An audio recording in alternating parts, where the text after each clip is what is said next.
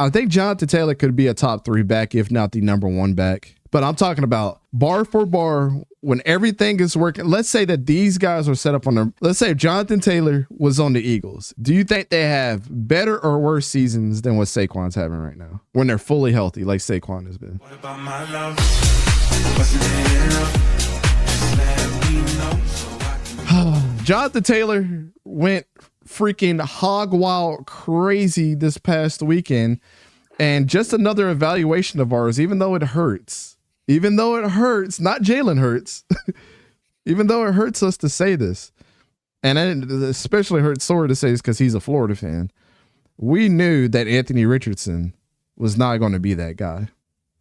We knew it. We had hope that he possibly could be. I saw Anthony Richardson's last game against South Carolina, and I just sat there and I was like, man. It was disappointing.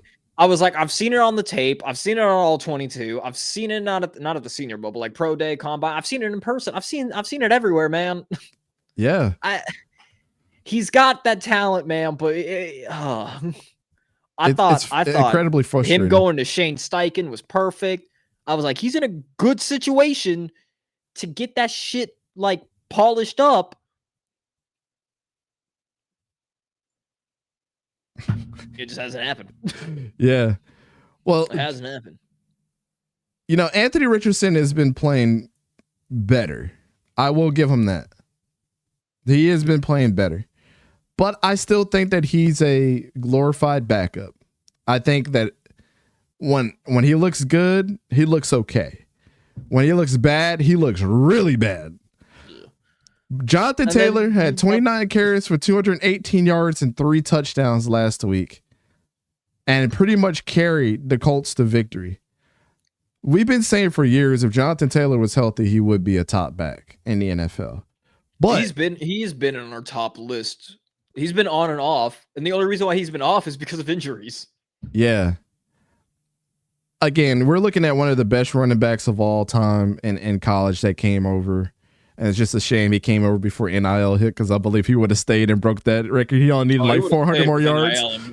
Yeah, he would have had. He only needed 400 more yards to be the all-time leader. But the question is, man, with Jonathan Taylor's second career 200-plus yard rushing performance, where does he rank when he's healthy? And can he be a top 3 running back if he's not already that on your list? I mean, yeah, I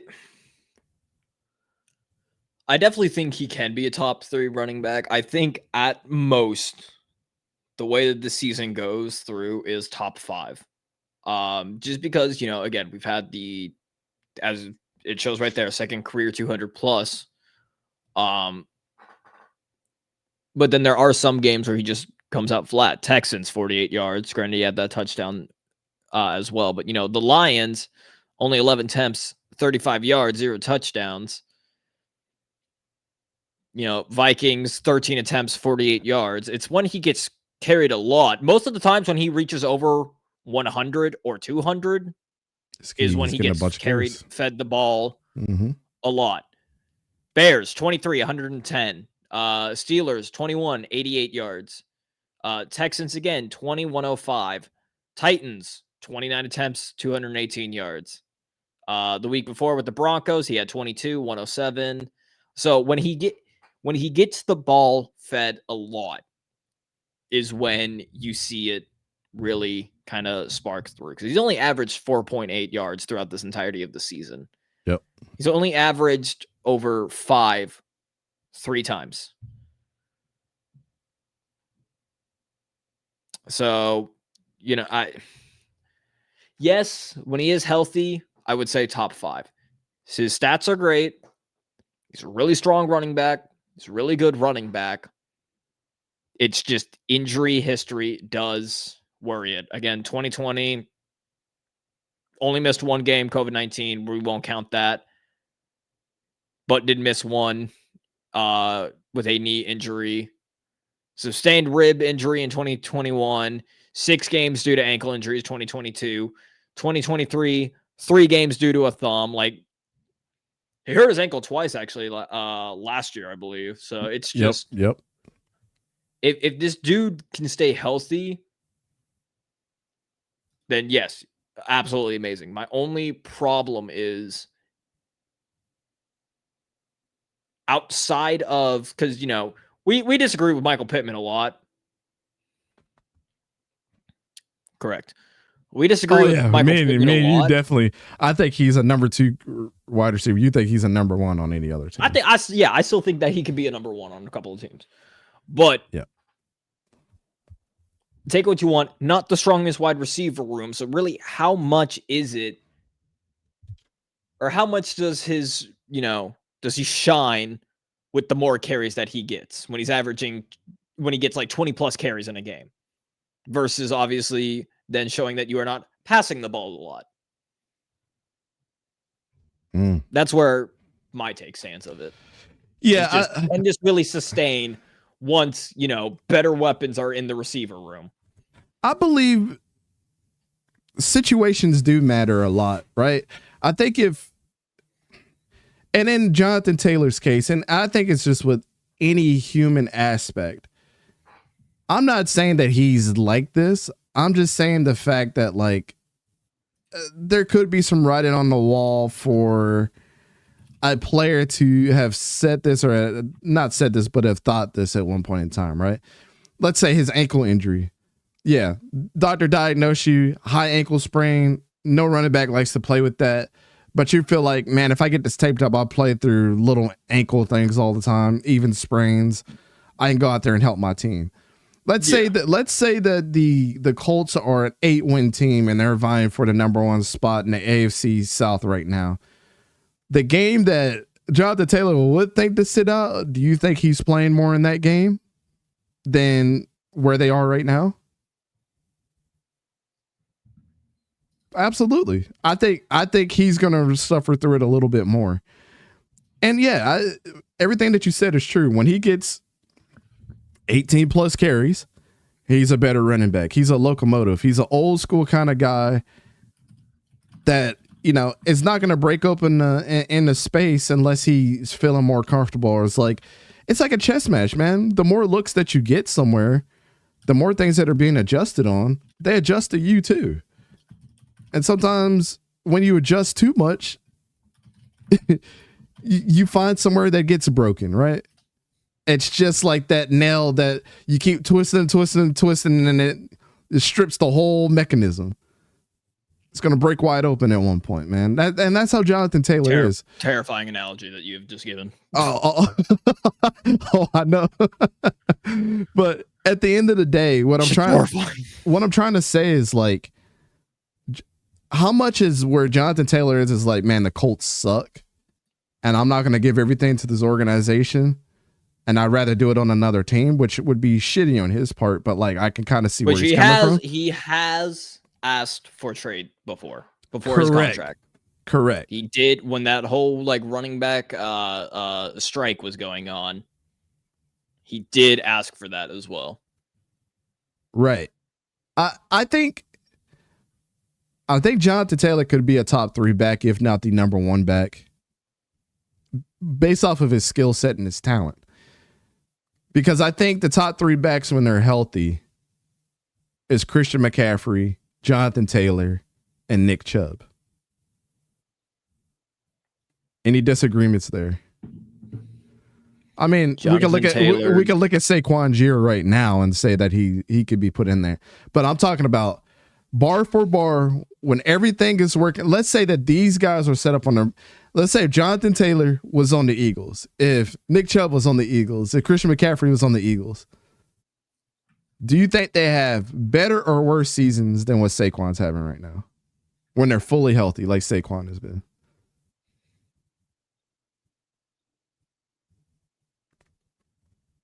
I think Christian McCaffrey would have the same. I think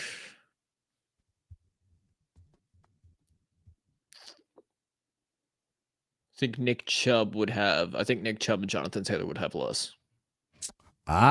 Interesting. Because I'm also looking at it of receiving and also swapping out with Kenny Gainwell. Yeah. I mean, you can't discredit that, right? Because you also got to look at it with the Eagles.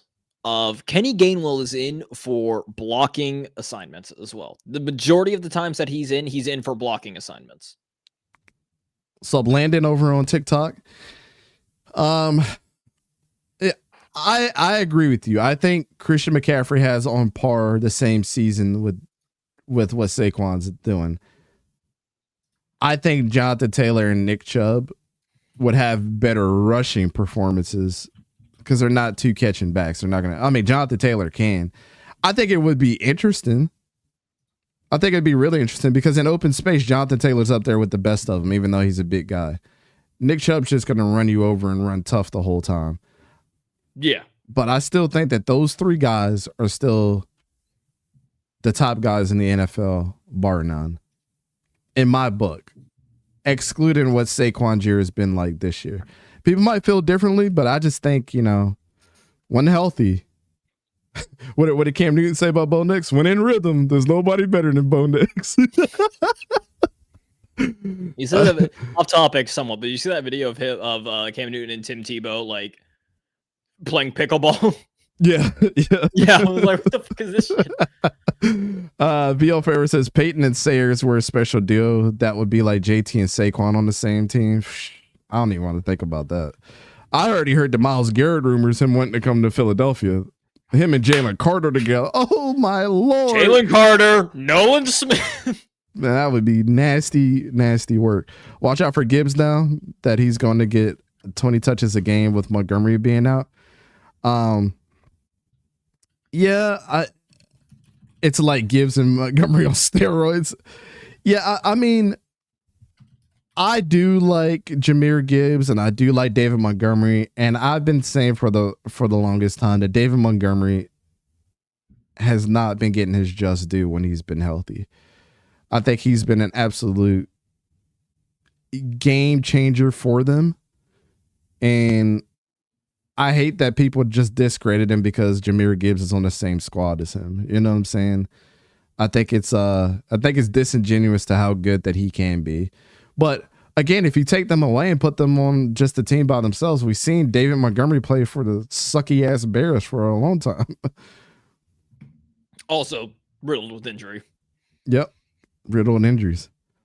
Yo, what's up, Marcus? What up, Marcus? All right. Well, I know you had a question in regards to this question. So what's your question?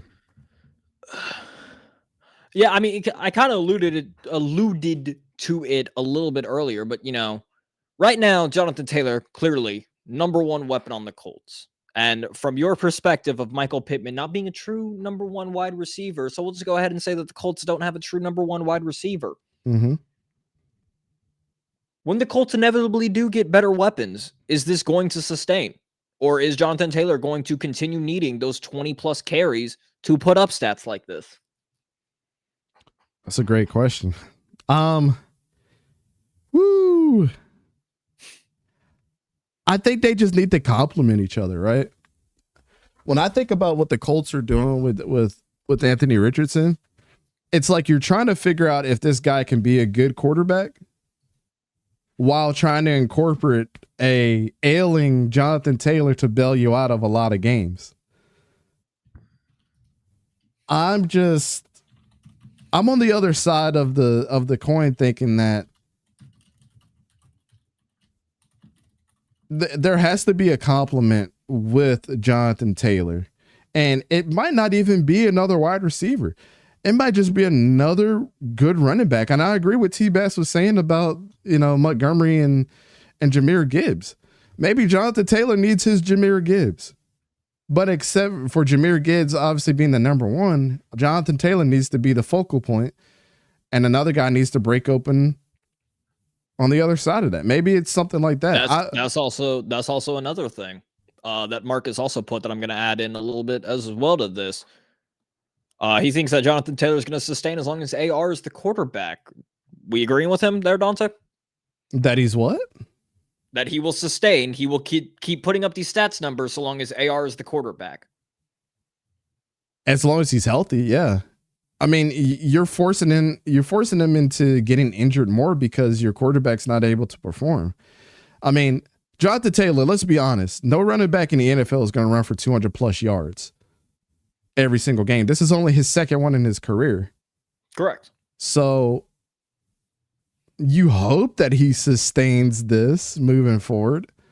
But that's a lot to ask for a guy that's already had injury history and a ton of quarterbacks and offensive weapons that are really non-existent. I wonder what it would look like with a Brock Bowers on the Colts. Would it make AR better? Would it make the offense better? And the reason why I say Brock Bowers is because he's already dealt with countless number of quarterbacks. He's dealt with 4 of them this year. And he's performed. It's when you look at it as well of look into who AR had in college. Florida didn't really utilize, tight ends unless it was Kyle Pitts. And that's changing. That changed a little bit with DJ Lagway. But you look at it, obviously his main weapon was 𝗕𝗂𝘂𝗀𝗀, a very athletic guy who is able to, as mentioned, can contort his body in the air, control where he wants to go, has a good eye for the ball, all that stuff. They don't really have that on Indy right now.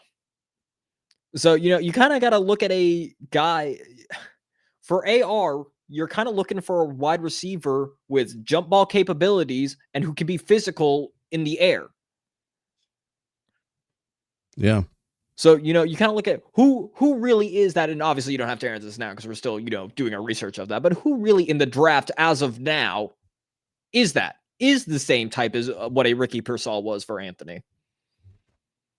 If you have an answer, go ahead and say it. If not, that's fine. We're still researching. Luther Burden. Yeah, Luther Burden. I think Luther Burden could be a great addition to what they're doing, because what have they drafted the last couple of years outside of Josh Downs, 𝗕𝗂𝘂𝘂𝗀𝗀 Latu in the first round last year. No, I'm talking about as far as wide receivers, like Alec Pierce and Michael Pittman, Josh Downs, guy from Texas, Adonai Mitchell. Yeah. So you got 3 big tall guys at receiver, and then Josh Downs, who was kind of your slot guy. I would say Tedero McMillan, but like you're adding just another big body guy, and it's exactly. You have a ton of those. A big already. Body guy who's just strong and fast. The thing with Josh Downs is he's been injury riddled too. I'm talking about like a smaller guy that can do everything a big body guy could do. And Luther Burden, to me, and they're not going to do it because they got Adonai Mitchell there and they got all the talent in the world. But like Alec Pierce, Adonai Mitchell has been a bust so far. They need to go tight end. They do. They really do. They need to have a safety blanket for Anthony. And it's got to be Tyler Warren. I'll tell you the perfect weapon for them that it's probably the best blocking tight end from what I've done my research on so far, Gunnar Helm. Yeah.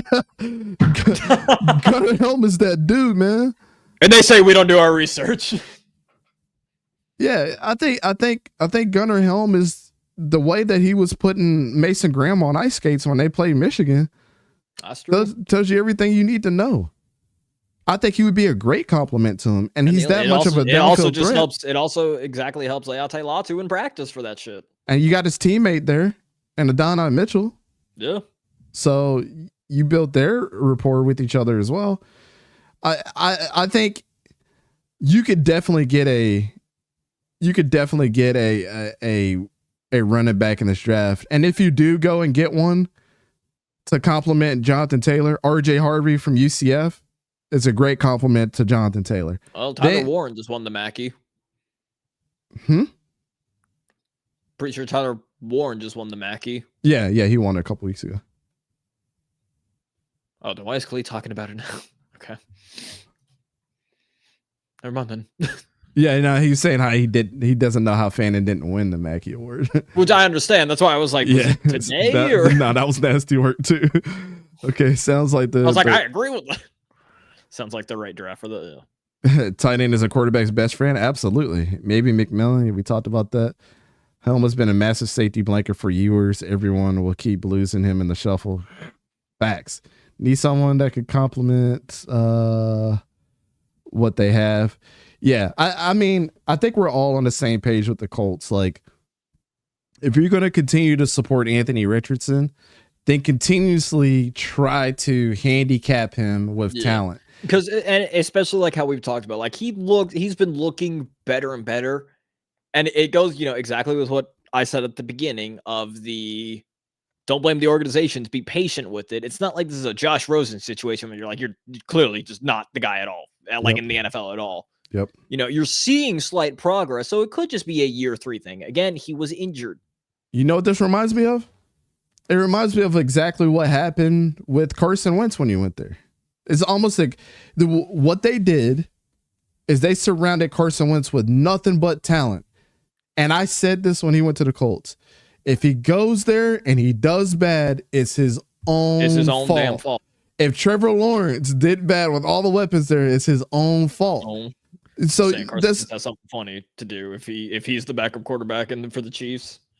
These are the right things that organizations should do, right? It's you draft your guy and you surround him with all the talent in the world. And if he still doesn't make that step up from that talent, it's their own fault, man.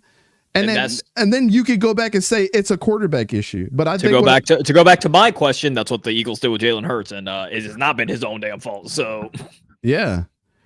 I mean, clearly, you know that he's good. Well, people are going to say, well,